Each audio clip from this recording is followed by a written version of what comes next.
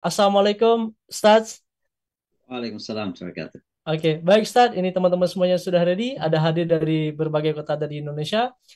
Untuk waktu dan layar kami persilakan kepada Ustaz Imam Syamsi Ali. Terima kasih. Bismillahirrahmanirrahim. Assalamualaikum warahmatullahi wabarakatuh. Alhamdulillah Rabbil Alamin. Allahumma salli wa sallim wa barik ala Rasulillah wa ala alihi wa sahbihi ajma'in. Amma ba'd.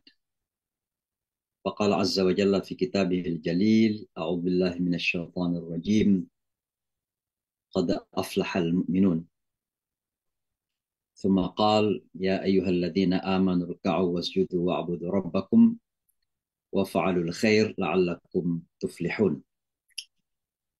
Alhamdulillah, Bapak dan Ibu, hadirin dan hadirat sekalian di majelis Zoomiyah, ya kita sebut majelis Zoomiyah ini. Tentunya pertama-tama kita menyampaikan puji syukur kita kepada Allah Subhanahu wa Ta'ala, karena dalam keyakinan kita sepenuhnya tidak ada yang terjadi dalam hidup ini, besar atau kecil dalam ukuran kita, kecuali memang karena izin Allah Subhanahu wa Ta'ala. Dan karenanya ini pun terjadi pertemuan kita walaupun secara virtual, ini juga tidak lepas dari kuasa dan izin Allah Subhanahu wa Ta'ala. Maka alhamdulillah kita sampaikan puji syukur kita kepada Allah Subhanahu wa Ta'ala. Syukur ini selalu kita ingatkan diri kita semua menjadi sangat esensi sekali. Sangat esensi dalam keimanan. The essence of faith atau esensi keimanan. Jadi kalau kita berbicara tentang sesuatu, biasanya esensinya itu yang paling mendasar.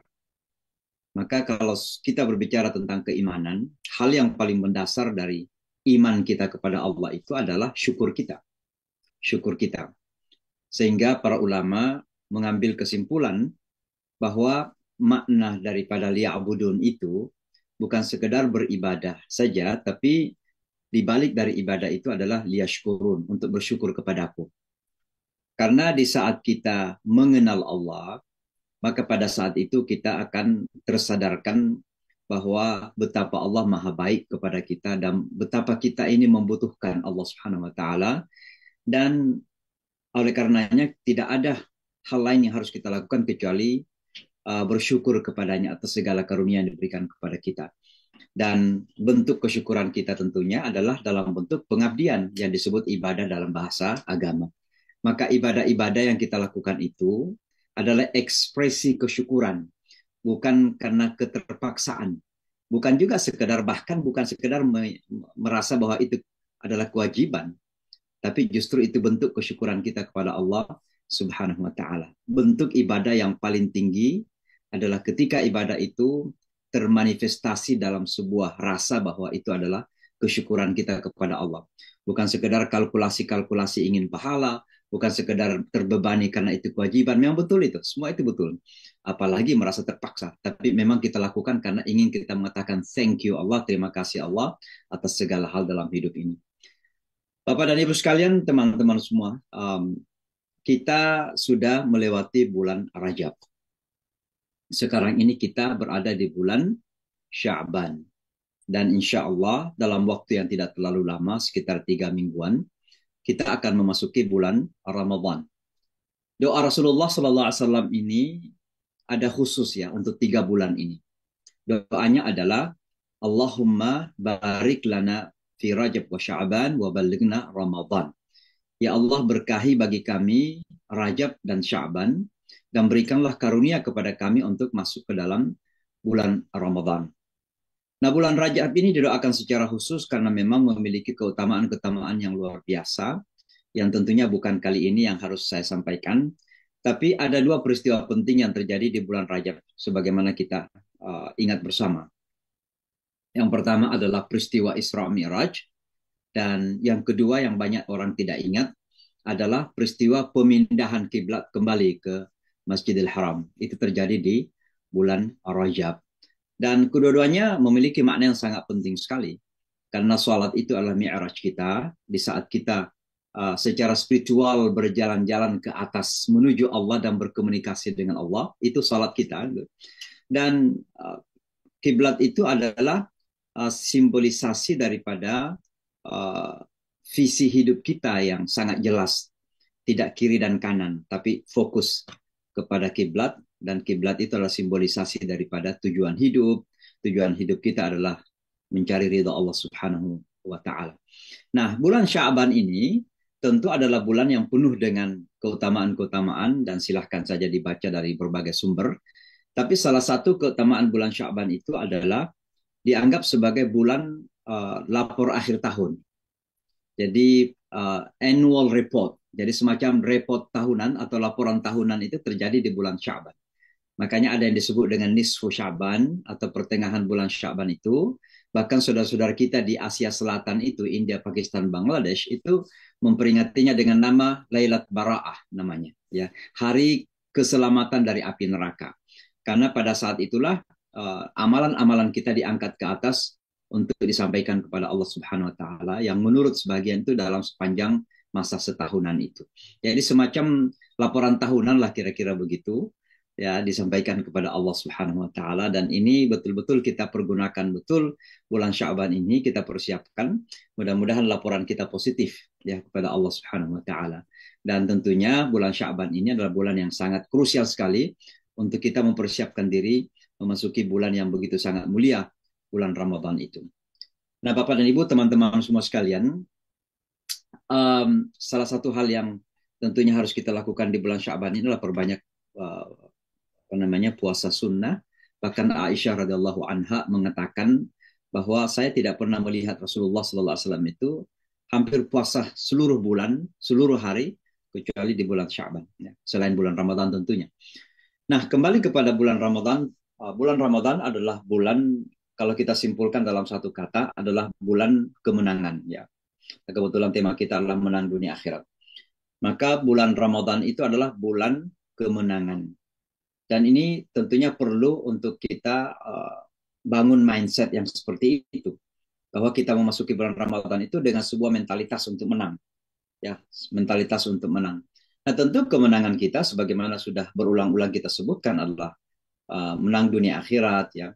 Kemudian tentu kemenangan ini karena keutamaan itu mencakup menang secara jasad, ya, secara fisik, juga menang secara akal, dan tentunya yang paling penting adalah menang secara rohani. Ya, secara jasad itu karena kalau kita paham betul dan kita betul-betul mengamalkan sunnah-sunnah puasa itu, maka kita insya Allah akan semakin sehat setelah puasa itu. Jadi jangan ada tendensi kecenderungan untuk balas dendam. Di siang hari tidak makan, tapi di malam hari kemudian tidak kontrol diri. Nah, tidak begitu kalau kita ingin menang secara fisik, artinya lebih sehat. Karena Rasulullah mengatakan, sumu tasihhu, berpuasalah niscaya kalian akan sehat. Nah, itu janji Rasulullah SAW. Dan kalau Rasulullah menyampaikan sesuatu, itu adalah pasti adalah kebenaran yang datang dari Allah Subhanahu wa taala. Ma yantiqu 'anil hawa in huwa illa wahyun yuha. Jadi Rasulullah itu tidak pernah ngomong dari dirinya sendiri, apalagi menyangkut masalah-masalah keagamaan. Semua itu adalah wahyu dari Allah Subhanahu wa taala. Nah, teman-teman semua sekalian, kalau kita kembali jadi fokus saya kali ini adalah mengenai Ramadan, ya, puasa Ramadan. Entah nanti akan kita berbicara tentang hukum-hukum, dan saya kira saya tidak akan ke sana, biar nanti dibaca saja dari buku-buku yang sudah banyak. Tapi akan kita coba melihat dari perspektif yang berbeda, bagaimana kita melihat puasa Ramadan ini. Nah, kalau kita kembali kepada ayat Al-Quran, di surah Al-Baqarah ayat 183, Allah Subhanahu wa taala berfirman, A'udzubillahi minasyaitonir rajim. Ya ayyuhalladzina amanu kutiba alaikumus shiyam kama kutiba alal ladzina min qablikum la'allakum tattaqun. Ayat ini dan 3 ayat selanjutnya atau 4 ayat selanjutnya itu berbicara tentang puasa di bulan Ramadan. Jadi Allah mengatakan, wahai orang-orang yang beriman. Wahai orang-orang yang beriman. Sesungguhnya puasa telah diwajibkan atas kalian, sebagaimana telah diwajibkan atas orang-orang sebelum kamu. Mudah-mudahan kamu mencapai tingkat ketakwaan. Pada ayat ini minimal ada 4 hal yang perlu kita garis bawahi. Yang pertama, aman. Artinya apa? Bahwa puasa ini berkaitan dekat dengan keimanan. Makanya dipanggil oleh orang-orang yang beriman. Maka dalam mempersiapkan diri menyambut bulan Ramadan ini, hal pertama yang harus kita lihat adalah bagaimana iman kita. Seringkali Rasulullah Shallallahu Alaihi Wasallam bertanya kepada para sahabat, bagaimana iman kamu pagi ini? Karena iman itu kan tidak kita lihat, tapi orang yang beriman itu akan selalu bisa mengukur-ngukur. Ya, iman itu antara kita dan Allah Subhanahu Wa Taala. Dan kita bisa mengukur-ngukur bagaimana keimanan kita. Kesiapan kita menyambut bulan Ramadan secara iman ini bagaimana. Maka ini hal yang pertama. Ya, karena sesungguhnya puasa itu adalah sebuah ibadah yang paling identik dengan keimanan. Semua ibadah identik dengan keimanan. Tapi ada kekhususannya nanti akan saya sebutkan. Kenapa ibadah puasa itu begitu khusus, sangat identik dengan keimanan itu. Ya. Ini yang pertama yang harus kita ingat. Yang kedua kemudian Allah mengatakan kutiba alaikum siyam, telah diwajibkan. Kata kutiba itu kan dari kata kataba, yaktubu, kitabatun, wa kitabun, wa maktabun, dan banyak lagi hasil dari kata kataba itu. Ya. Tapi intinya adalah telah tertuliskan, dalam arti telah diwajibkan, dalam arti telah diputuskan. Ya. Maka kewajiban puasa itu adalah sebuah keputusan ilahi, ya. Sebuah keputusan yang sudah dituliskan oleh Allah Subhanahu Wa Taala dan harus kita laksanakan. Kutiba alaikum syiyam. Lalu nanti kita akan menjelaskan kata syiyam itu. Kama kutiba alal ladzina, sebagaimana diwajibkan kepada orang-orang sebelum kamu. Nah, kepada orang-orang sebelum kita ini salah satu mujizat Al-Quran. Karena Al-Quran itu ketika menyebutkan sesuatu, itu biasanya kita akan dapatkan fakta-fakta, kenyataan-kenyataan. Maka ketika Al-Quran mengatakan sebagaimana telah diwajibkan kepada orang-orang sebelum kalian, sampai sekarang ini pun kita mendapatkan sisa-sisa puasa itu. Nah, orang Yahudi juga punya puasa, orang Kristen, ya Katolik itu punya puasa, orang Hindu bahkan Buddha sekalipun itu punya puasa tersendiri itu. Nah, tentu bagi kita jelas secara syariah salah, tapi intinya mereka juga punya puasa dan itu dikuatkan oleh Al-Quran kama kutiba alal ladina min qablikum. Intinya adalah para nabi juga mengajarkan puasa itu. Nabi Musa, Nabi Isa, Nabi Ibrahim dan lain sebagainya. Untuk apa? La'allakum tattaqun, agar kita mencapai tingkat ketakwaan, dan kata takwa itu kemudian diterjemahkan dalam banyak sekali terjemahan-terjemahan. Kalau bahasa Inggrisnya itu macam-macam. Ada yang God consciousness atau sadar Tuhan, ya. Ada yang self restraint atau bisa menjaga diri, ya. Ada juga artinya takwa itu artinya takut kepada Allah, ya. God fearing, ya. Atau fear of God, ya. Macam-macam lah terjemahan dalam bahasa Inggris, ya. Tapi intinya ketakwaan dalam pemahaman kita itu adalah kemampuan kita untuk menjaga perintah Allah, melaksanakan perintah-perintahnya dan menghindari larangan-larangannya. Jadi puasa itu bertujuan ke sana. Nah, mungkin hal yang ingin saya bahas kali ini adalah pertama, segala sesuatu itu harus disikapi dengan mindset yang benar. Dulu udah pernah saya ulangi ini, mindset. Karena salah satu cara untuk menang, untuk sukses itu adalah perlu, ya, memperbaiki mindset, cara pandang kita, world view kalau bahasa Inggrisnya. Nah, ketika kita berbicara tentang Islam secara umum, tentu yang pertama sekali harus kita benarkan adalah mindset kita tentang Islam itu apa sesungguhnya.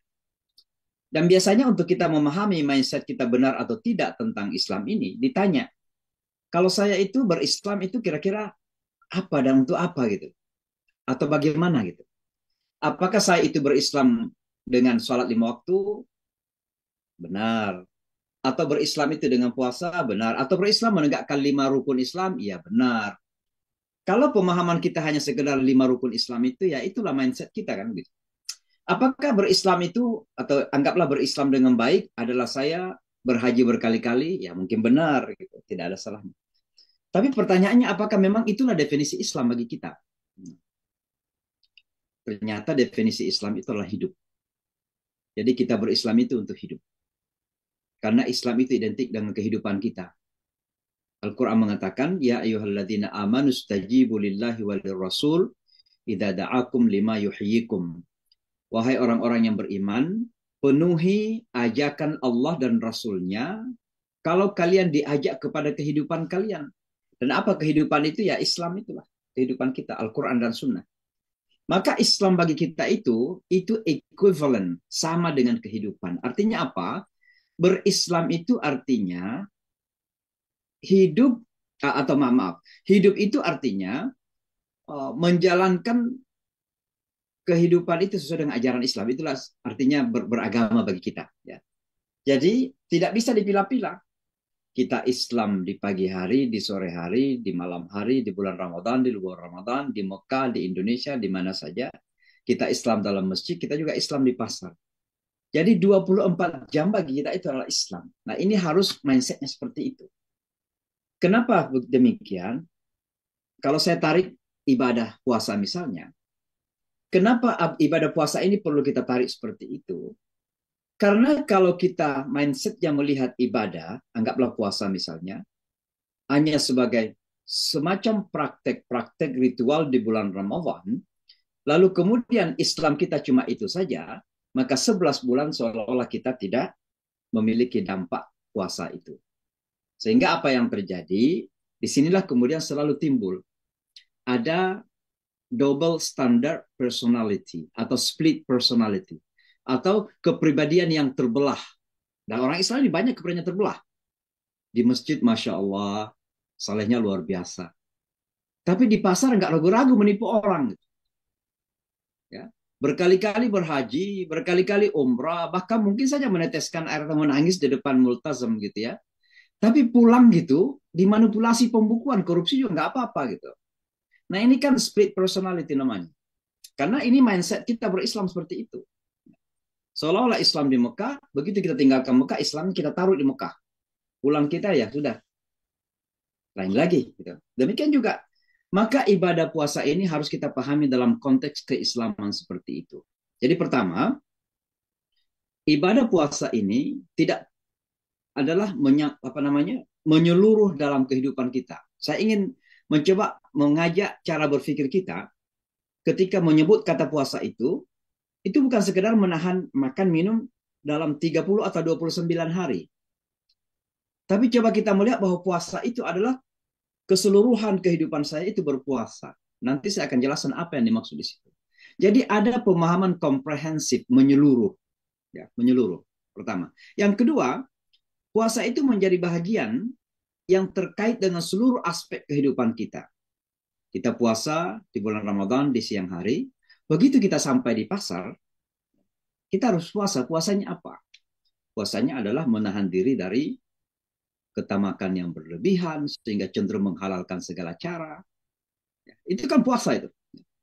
Ketamakan yang berlebihan sehingga kita tidak ragu-ragu untuk menipu orang, misalnya kan. Kan begitu. Itu puasa kan? Nah ini, jadi saling terkait gini. Kalau dalam istilah bahasa Arab, agama Islam itu adalah kamilun, syamilun, mutakamilun. Sempurna, menyeluruh, dan saling terikat, saling terkait. Saya tidak bisa memilah-milah keislaman saya. Ketika saya Islam di masjid, maka keislaman saya di masjid itu memiliki dampak di pasar. Itu misalnya surah Al-Jum'ah akan mengatakan begitu. Apa kata surah Al-Jum'ah? Ya ayyuhalladzina amanu idza nudiya lis-salati min yaumil jum'ah fas'au ila dzikrillah wa dzarul bai' dzalikum khairul lakum in kuntum ta'lamun. Wahai orang-orang yang beriman, kalau hari Jumat dikumandangkan, diajak kamu untuk datang salat Jumat, datanglah kepada zikrullah. Bukan malah salat Jumatnya disebutkan di situ, tapi zikrulnya, ingatannya, esensinya. Sebab ada orang yang datang ke masjid secara fisik, tapi hatinya itu, zikirnya itu masih di sana gitu. Nah, itu penting sekali kita datang kepada zikrullah dan tinggalkan semua itu yang menjadikan kita lupa kepada Allah. Sementara di masjid itu. Tapi pada ayat selanjutnya apa kata Allah? Faida qudiyatis shalah, kalau salat telah ditunaikan, fantashiru fil ard. Sekarang bertebaranlah kamu ke atas bumi ini. Lalu apa kata Allah? Wabtaghu min fadlillah. Carilah rezeki Allah, cari keutamaan Allah. Tapi tetap Allah mengatakan wadzkurullaha katsira. Tadi disuruh kita datang ke masjid untuk zikir, sekarang kita disuruh ke pasar, zikir di sana. Artinya apa? Zikir yang di masjid tadi kita persiapkan, itu harus mampu kita bawa ke pasar. Punya dampak sosialnya di situ. Jadi jangan kita zikir di masjid, begitu kita tinggalkan masjid, zikirnya tertinggal di laci-laci lemari masjid gitu. Sampai di pasar nggak ada lagi zikrullah. Yang ada zikru dunia, zikru money, zikru uang, zikir ingat duit, ingat semuanya. Maka dihalalkan segala cara. Gitu ya. Nah ini yang menjadi masalah. Jadi sekali lagi, kamilun, syamilun, mutakamilun. Sangat penting sekali. Dan saling berdampak ya, saling berdampak. Ya. Oleh karena itulah maka ada satu hadis Nabi yang mungkin sudah sering kita dengarkan. Ya. Beliau suatu ketika bertanya kepada para sahabatnya. Beliau mengatakan, Atadruna manil muflis. Tahukah kamu siapa orang yang bangkrut itu? Para sahabat mengatakan, Malla dirham wala dinar Allah. Yang bangkrut yang tidak punya dirham, yang tidak punya dinar. Mungkin ketika itu yang tidak punya dolar dan tidak punya euro, kan begitu. Kira-kira begitulah. Nggak punya dolar, nggak punya euro gitu. Lalu Rasulullah mengatakan bukan. Orang yang bangkrut dalam pandangan Islam itu adalah orang yang nanti datang menghadap Allah dengan sholatnya, dengan hajinya, dengan zikirnya, dengan sholat tahajudnya, dengan macam-macam ibadah ritualnya. Tapi dulu waktu masih hidup, dia sholat di masjid tapi juga mencaci orang, menghina orang, berdusta kepada orang, merendahkan orang, insulting others, gitu ya, menyakitin orang lain. Akan begitu. Maka ketika dia dengan amalan-amalan ritualnya yang banyak itu, nampak seperti sudah banyak, yang seharusnya sudah diajak masuk ke dalam surga, tiba-tiba di belakang dia baris orang protes gitu. Ada mengatakan, ya Allah gimana mungkin orang ini akan masuk surga? Dia dulu yang berdusta kepada saya. Yang lain mengatakan, bagaimana mungkin ya Rasulullah akan masuk surga? Dia dulu yang mencaci saya. Dia dulu yang merendahkan. Dia dulu yang menghina saya. Dia dulu yang menipu saya. Singkat cerita, salatnya diberikan kepada yang satu, puasanya diberikan kepada yang lain, zakatnya kepada yang lain, hajinya kepada macam-macam ritualnya. Habis rupanya. Tapi orang masih banyak antrian memprotes untuk dia bisa masuk surga. Akhirnya apa yang terjadi? Allah Subhanahu wa taala mengatakan ambil dosa-dosa orang yang protes itu dan berikan kepadanya. Orang yang tadinya secara ritual seharusnya sudah siap masuk surga dilempar masuk ke neraka. Itulah orang yang paling bangkrut. Kalau dalam dunia ini ketika kita belum berhasil, bahkan ketika kita bangkrut, masih ada usaha, masih ada upaya. Tapi ketika di akhirat nanti kan tidak boleh lagi berikhtiar, nggak ada lagi ikhtiar, bangkrut ya sudah. Itulah nasibnya. Tapi kalau dalam dunia ini kita nggak berhasil hari ini, besok masih ada jalan. Ya kan begitu. Tapi kalau di akhiratnya nggak ada lagi ikhtiar. Tempat berikhtiar adalah dunia ini. Maka sekali lagi, dalam konteks seperti inilah kemudian kita harus memahami puasa itu. Oleh karena itulah maka saya hanya ingin memberikan beberapa poin. Apa yang harus kita ambil hikmah-hikmah dari puasa ini. Sekali lagi saya tidak berbicara tentang hukum ya.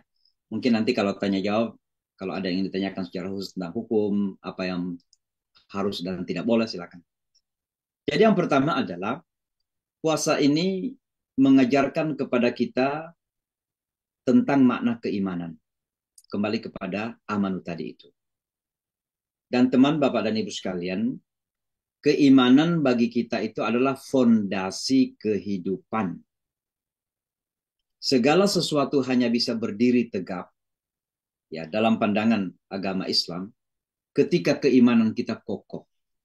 Kalau keimanan kita itu rapuh, maka segala sesuatu yang ada dalam kehidupan kita itu rapuh. Kekayaan kita rapuh, kemasyhuran kita rapuh, kecantikan itu rapuh, ketampanan itu rapuh, kekuasaan itu rapuh, semua menjadi rapuh, kecuali jika dibangun di atas asas iman. Maka iman itu fondasi. Puasa adalah satu ibadah yang begitu khusus mempertebal keimanan itu. Kenapa? Kalau melihat seluruh amalan-amalan dan perintah dalam Al-Quran, tidak banyak yang dimulai dengan ya ayyuhalladzina amanu. Coba cari ayat dalam Al-Quran yang mengatakan ya ayyuhalladzina amanu aqimus shalah. Wahai orang-orang yang beriman, dirikan salat. Enggak ada yang dimulai dengan itu. Atau ya ayyuhalladzina amanu zakku. Wahai orang-orang beriman, keluarkan zakat. Atau ya ayyuhalladzina amanu hujju. Wahai orang beriman, berhajilah. Enggak ada. Tapi ketika puasa itu yang dipanggil orang beriman. Kenapa? Karena puasa itu adalah amalan ibadah yang paling apa ya, pribadi sifatnya, sangat-sangat personal, intimate personally, secara personal sangat intimate dengan Allah, ya, dengan Allah. Dan tidak ada orang lain yang terlibat di situ kecuali kita dan Allah Subhanahu Wa Taala. Saya biasa bercanda dan tadi juga dalam khutbah Jumat saya bercanda ya, bahwa air air keran di New York ini kan bisa diminum. Jadi masuk dalam kamar mandi itu airnya bisa diminum. Saya nggak tahu di Indonesia ya, tapi di sini bisa. Nah coba lihat, kalau bulan Ramadan saya masuk di kamar mandi nggak ada lihat, saya kunci, saya bisa minum, lalu keluar pula-pula dahaga lagi. Gitu. Tapi kenapa saya bisa bertahan untuk puasa dan tidak minum? Ya karena saya merasa Allah melihat gitu, dan itu latihan keimanan gitu. Sedemikian intimnya amal ibadah yang begitu dekat dengan Allah ini, menghadirkan kehadiran Allah gitu, ma'iyatullah, kebersamaan dengan Allah, bahwa ma'akum aina matakunu, dan Allah bersama kamu di mana saja kamu berada. Itu kita training itu selama bulan Ramadan. Jadi hati kita ini begitu sangat lebih menyala dekat dengan Allah Subhanahu wa taala. Makanya ibadah puasa itu satu-satunya ibadah yang diakui oleh Allah sebagai miliknya. Sebagai miliknya. Apa kata Allah? Kullu amali ibni Adam lahu. Semua amalan anak cucu Adam itu baginya. Illa siyam, kecuali puasa itu bagiku. Fa innahu li, puasa itu milikku, wa ana ajzibi, dan saya yang langsung memberikan pahalanya. Saking personal sifatnya itu. Makanya Allah mengakui ini sebagai miliknya. Maka yang pertama yang harus kita hadirkan selama bulan Ramadan ini, hadirkan keimanan yang sejati. Karena itulah sesungguhnya jalan kesuksesan, itulah sesungguhnya kekuatan dalam hidup ini, itulah sesungguhnya harapan dalam hidup ini. Ini Bapak dan Ibu, teman-teman semua bayangkan ya, sekarang ini dalam dunia modern, penyakit yang paling banyak berkembang sekarang itu, ya dulu kan ada kanker, ada macam-macam ya, serangan jantung, macam-macam lah. Sekarang ini penyakit yang paling cepat penyebarannya adalah penyakit mental. Dan itu paling banyak menjangkiti orang-orang di barat. Ya, Amerika ini salah satu penyakit yang paling ditakutin sekarang adalah penyakit mental. Kota New York khususnya, jangan terkejut kalau naik kereta api di pagi hari, masih pagi-pagi seharusnya segar, sudah mulai ngomong sendiri. Gitu. Lihat di atas kereta subway sana kok tersenyum-senyum sendiri. Gitu. Kenapa begitu? Oh maaf, dunia ini tidak bisa memenuhi ambisi manusia. Manusia ambisinya begitu tinggi. Tapi dunia ini begitu terbatas. Maka perlu keimanan itu. Saya selalu memberikan contoh saudara-saudara kita di Gaza ya. Sekarang mereka kembali ke Gaza setelah dihancurkan secara totalitas oleh Israel, bantuan Amerika. Mereka kembali tidak punya apa-apa. Yang didapatkan hanya rumah yang sudah hancur, mungkin makanan sangat terbatas, air minum juga sangat terbatas, bagaimana mandinya, bagaimana kemudian kotorannya. Bisa bayangkan kehidupan seperti itu. Apalagi musim dingin seperti ini, di Gaza kan cukup dingin juga di sana. Tapi kenapa saudara-saudara kita masih nampak seperti tersenyum? Kenapa mereka bertahan gitu? Dan mereka tidak ingin, walaupun Donald Trump ingin mengusir mereka, mereka tidak ingin. Kenapa? Satu-satunya iman saja. Itulah kekuatan yang tidak bisa tertandingi. Anda mau kasih duit kepada orang Palestina, pindah ke Indonesia, pindah ke Jordan, nggak mau mereka. Iman. Itulah iman itu. Maka bulan Ramadan masanya untuk kita tumbuhkan keimanan kita. Kita buka dada kita ini selebar-lebarnya, belajar mendekatkan diri dan merasa dilihat oleh Allah. Ibadah-ibadah yang kita lakukan, itu seolah-olah kita melihat Allah, seolah-olah. Tapi kalau kita nggak mau pada tahap itu, yakinlah Allah itu melihat kita. Nah ini yang pertama, yang harus kita dapatkan selama bulan Ramadan itu. Nah tentu yang kedua adalah, bulan Ramadan itu adalah bulan di mana kita belajar bersyukur. Belajar bersyukur. Karena salah satu bentuk kegagalan kita bersyukur itu, ketika kita merasa memiliki dunia ini dengan kepemilikan yang mutlak. Kita tidak sadar bahwa apa yang kita miliki ini adalah karunia amanah dari Allah Subhanahu wa Ta'ala. Dan oleh karenanya jangan pernah kita merasa memilikinya secara absolut. secara absolut. Maka di bulan Ramadan kita tidak makan, tidak minum, padahal makanan dan minuman kita berlimpah. Karena belajar sadar bahwa ternyata itu bukan kepemilikan mutlak kita. Kalau Allah menghendaki tidak kita lakukan, kita tidak lakukan. Maka bersyukur ini sangat penting sekali karena syukur itu adalah jalan menuju kepada qanaah. Qanaah itu merasa puas dengan apa yang ada. Dan ketika kita tidak pernah merasakan kemampuan bersyukur, tidak pernah merasa puas, maka disitulah kemudian yang terjadi dalam hidup kita itu ada dua penyakit penting. Penyakit manusia yang penting itu ada dua ketika gagal bersyukur. Yang pertama, dia akan mengidap apa yang disebut dengan penyakit kekhawatiran. Khaufun, khauf. La khaufun alaihim walahum yahzanun. Jadi yang pertama khawatir dia. Selalu ketakutan saja. Kenapa? Karena apa yang terjadi di esok hari nggak ada yang tahu. Sehingga ada orang yang kemudian tidak bisa tidur. Besok ini, apakah saya akan berhasil dalam bisnis saya atau belum? Padahal kalau kita jalanin dengan kesyukuran kita kepada Allah, dijalanin, insya Allah kita akan tenang. Tidur malam ini, besok bangun dengan segar, jalankan lagi ikhtiar itu. Tapi orang yang tidak pernah bersyukur itu akan tidak pernah tertidur dengan nyenyak. Karena dia khawatir akan apa yang terjadi di esok hari. Nah sebaliknya, dia ingat yang kemarin. Seharusnya kan kemarin saya itu dapat 5 juta, kok dapatnya cuma 50.000. Kan. Maka dia menjadi sedih. Maka manusia itu antara esok dan kemarin. Maka antara khawatir dan sedih. Antara khaufun wa hazanun saja dalam kehidupannya. Nah itu ketika gagal, bersyukur kepada Allah. Maka bulan Ramadan itu adalah bulan di mana kita latih mentalitas kita untuk selalu mengatakan Allah terima kasih. Semua ada dalam genggaman Engkau. Saya sekarang ini kehidupannya pada tahap ini. Alhamdulillah. Engkau yang memberikan ini ya Allah. Saya akan berikhtiar semampu mungkin, sekuat mungkin, seitkan, seprofesional mungkin. Tapi saya mensyukuri yang sudah ada di tangan dari hadapan mata saya. Itulah yang kita pelajari di bulan Ramadan. Nah tentu yang ketiga, teman Bapak-Ibu sekalian, saya tidak ingin berpanjang lebar supaya kita bisa berdialog, berdiskusi. Kebetulan tadi ini saya baru pulang sebenarnya masuk rumah karena tadi ada acara di UN di PBB ya. Nanti saya sharing tulisannya. Saya kan sering nulis-nulis itu dan saya sharing tulisannya dan foto-fotonya juga. Nah, yang ketiga adalah bulan Ramadan itu adalah bulan di mana kita belajar untuk mutawadhi', untuk rendah hati kepada Allah Subhanahu wa taala. Bahkan tidak apa-apa saya memakai kata kita harus rendah diri kepada Allah. Ya, kalau kita harus rendah diri bukan kepada manusia, bukan kepada sesama makhluk, tapi hanya kepada Allah Subhanahu wa taala. Kenapa bulan Ramadan mengajarkan ketawaduan kepada kita? Sekali lagi itu kembali kepada bagaimana kita ini berada dalam kontrolnya Allah Subhanahu wa taala. Kita ini kalau disuruh jangan makan yang tidak makan.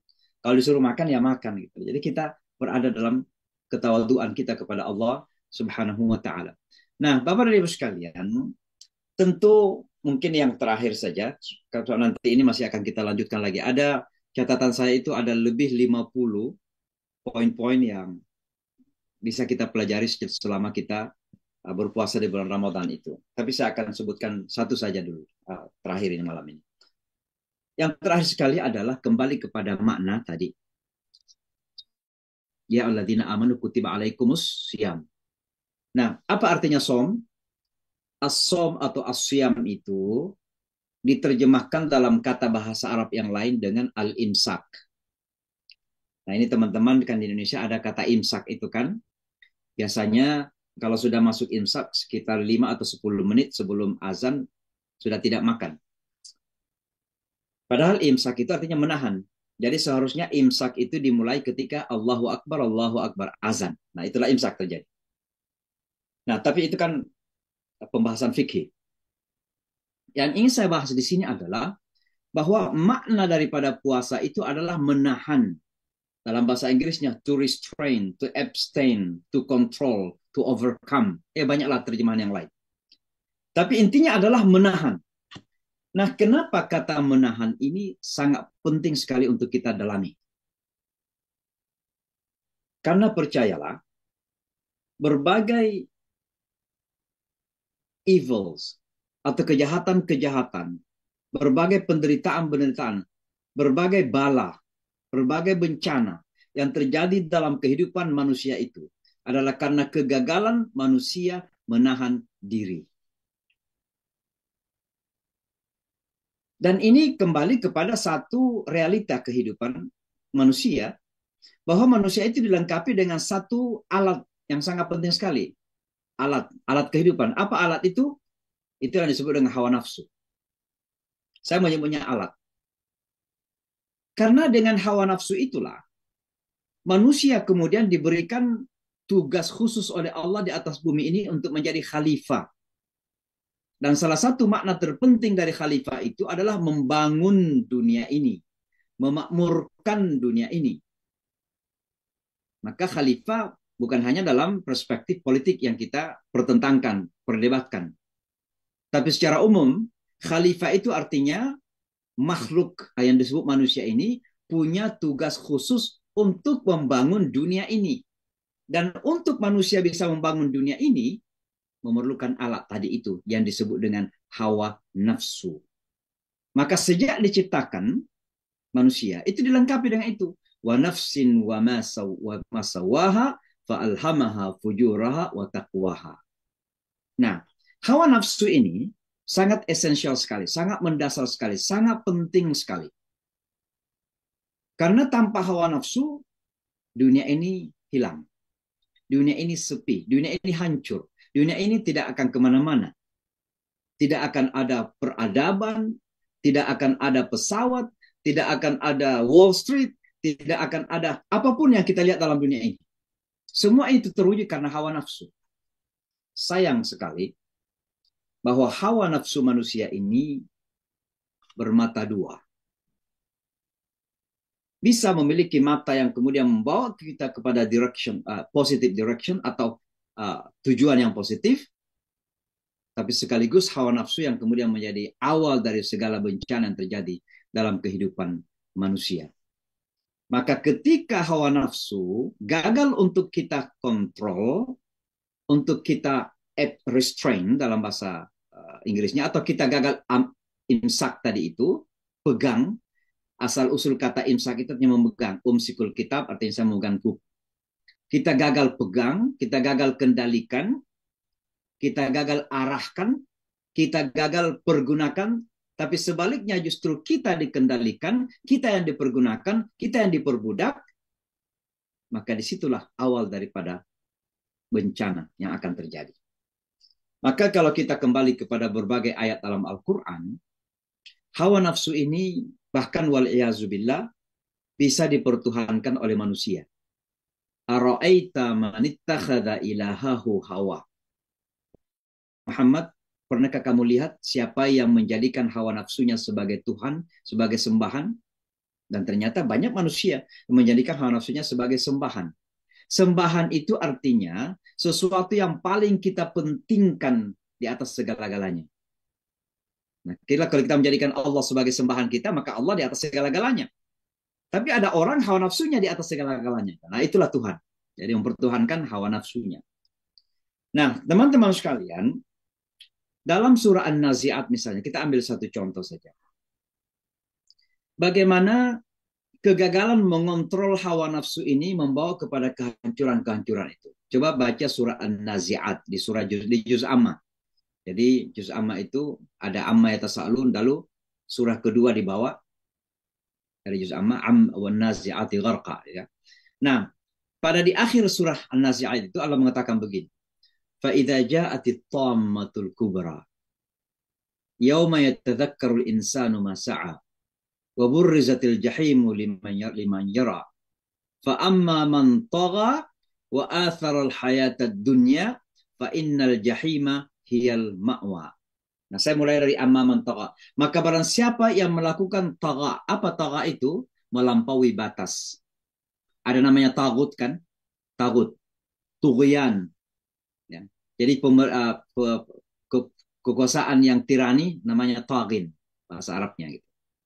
Maka barang siapa yang melampaui batas, ya, kemudian gagal mengontrol hawa nafsunya dan melebih-lebihkan dunia, artinya mementingkan dunia di atas segala-galanya, fa innal jahima hiyal ma'wa. Maka ujungnya, ya, akhirnya itu adalah jahanam. Nah, jahanam ini kalau kita berbicara tentang jahanam, tentu ada jahanam yang besar. azab kabir ya, itulah di akhirat nanti. Itu jahanam yang sungguhnya. Tapi manusia ketika gagal mengontrol dirinya, hawa nafsunya dalam kehidupan dunia ini, maka di dunia ini terjadi jahanam-jahanam kecil dalam kehidupannya. Itu yang kita lihat. Bagaimana pembunuhan genosida yang terjadi di Gaza misalnya, itu karena manusia melampaui batas akibat gagal mengontrol hawa nafsunya. Itu yang terjadi. Kemudian bencana alam di mana-mana, ya, termasuk kebakaran di Los Angeles misalnya. Itu juga bahagian dari ketika manusia gagal mengontrol hawa nafsunya. Dan banyak sekali bencana alam yang kita kenal itu banyak, ada banjir, ada earthquake atau apa istilahnya earthquake itu bahasa Indonesia-nya saya lupa. Gempa, Ustaz. Nah, gempa ya, gempa dan macam-macam lah ya. Termasuk kebakaran itu kan bencana alam. Nah, semua itu terjadi karena manusia gagal mengontrol hawa nafsu. Dan oleh karenanya Allah melanjutkan, wa amma man apa ya? Wa atal hafidun haji. Wa amma man khafa maqama rabbih, maka barang siapa yang takut akan makamnya Allah, posisinya Allah, ya, posisi Allah Subhanahu wa taala, wa nahan nafsa 'anil hawa, dan dia menahan diri dari hawa nafsu, fa innal jannata hiyal ma'wa, maka akhirnya adalah jannah. Maka jannah itu jannah-jannah kecil harus kita wujudkan dalam kehidupan ini. Jannah-jannah kecil, bisnis yang kita kelola secara halal, kemudian kita bangun dengan nuansa keislaman, dengan kajian-kajian keislaman, ada tabungan untuk umrah, ada tabungan untuk haji, ada tabungan untuk membantu orang. Ini semua mengantar kepada jannah-jannah itu. Mengantar kepada surga-surga kecil dalam kehidupan kita ini, sebelum surga besar nanti di akhirat sana itu. Dan ini semua terjadi dengan kemampuan kita untuk mengontrol hawa nafsu. Nah, kalau hawa nafsu kita tidak bisa dikontrol, nggak mungkin kita wujudkan tadi surga-surga kecil itu. Kita mau bersedekah. Kalau hawa nafsu kita nggak terkontrol, kita mengatakan, oh nggak cukup kan, kita maunya lebih lagi. Ya mungkin sudah punya motor, oh saya maunya sih nggak mau sedekah dulu, mau punya mobil dulu. Punya mobil, mau diganti dulu merek mobilnya gitu. Kan begitu hawa nafsu terus itu. Punya rumah lagi, mau lagi 2, mau lagi 3 gitu. Kalau mengatakan, oh, belum masanya saya bersedekah. Kan itu hawa nafsu itu. Tapi kalau kita berani bisa mengontrol hawa nafsu ini, maka ketika kita mendapatkan sebagian kita sisihkan. Ya, untuk banyak. Kita sisihkan untuk umrah, kita sisihkan mungkin untuk haji, kita sisihkan untuk membantu madrasah, kita sisihkan untuk membantu orang-orang yang miskin. Macam-macam yang kita lakukan. Itu semua menjadi jalan jannah. Bukan jannah di akhirat saja, tapi juga jannah-jannah kecil di atas dunia ini. Karena itu yang akan memberikan kebahagiaan kita. Maka teman-teman semua, kesimpulannya begini. Kita menyambut bulan Ramadan, jangan hanya fokus kepada permasalahan fikih saja. Fikih bukan tidak penting, sangat penting. Agar kita tahu apa fardunya, apa wajibnya, apa sunnah-sunnahnya, apa makruhnya, apa yang boleh dilakukan dan tidak boleh dilakukan, apa yang membatalkan. Harus itu pelajari, itu masalah fikih. Apakah memulai itu dengan melihat bulan seperti NU, apakah hisab seperti Muhammadiyah, itu masalah fikih, silakan saja. Tapi lebih dari itu, dalami juga agar memberikan dampak positif dalam kehidupan kenyataan kita. Ini yang saya maksud, puasa yang akan mengantar kepada kemenangan kita. Maka sekali lagi, belajarlah berpuasa tidak pada sekedar tradisi fikih saja, halal haramnya, mana yang harus, mana yang tidak boleh, dan sebagainya. Itu penting sekali lagi, tapi coba kita lebih dari itu, kita melakukan perenungan-perenungan agar kita mengambil manfaat yang nantinya akan memberikan dampak positif yang lebih nyata dalam kehidupan kita ini. Saya kira itu dulu sebagai pengantar saja. Ini sudah hampir 1 jam. Mudah-mudahan insya Allah kita semua diberikan kesehatan yang prima, lahir batin tentunya, agar kita insya Allah menyambut bulan Ramadan ini dengan hati yang riang, gembira, senang, dan harus begitu. Ya. Bayangkan sahabat itu membagi tahun dalam 6 bulan. 6 bulan pertama bersedih karena ditinggalkan bulan Ramadan, dan 6 bulan kedua gembira karena akan menyambut lagi bulan Ramadan. Ya. Mudah-mudahan kita semua riang, gembira menyambut bulan Ramadan ini, bulan kemenangan. Dan insya Allah kemenangan dunia akhirat. Saya kira demikian teman-teman semua. Mudah-mudahan Allah menguatkan kita, selalu menjaga kita, dan insya Allah menerima segala pengabdian amal ibadah kita insya Allah. Jangan lupa saya minum teh, tapi gulanya pakai stevia. Wih. Jadi saya minum teh dulu, pakai stevia, dan teman-teman semua kesibukan kita tentu memerlukan suplemen. Ini yang belum jadi anggota MM atau British Propolis, ini bisa jadi anggota. Saya juga mengkonsumsi ini, saya nggak tahu udah berapa, mungkin udah puluhan tahun ya. Ya ketika Mas Ivo pertama kali ke New York itu dengan kami yang undang ke sini. Jadi sejak itu kami mengkonsumsi suplemen British Propolis. Dan alhamdulillah khasiatnya kita rasakan. Saya kira begitu, saya kembalikan. Sadiq, Assalamualaikum warahmatullahi wabarakatuh. Waalaikumsalam warahmatullahi wabarakatuh. Masya Allah, tabarakallah, jazakumullah khairan kasiran. Ustaz, alhamdulillah kita jadi mempersiapkan bulan suci Ramadan dengan sepenuh hati lagi insya Allah. Bukan hanya sekedar dengan keilmuan, tapi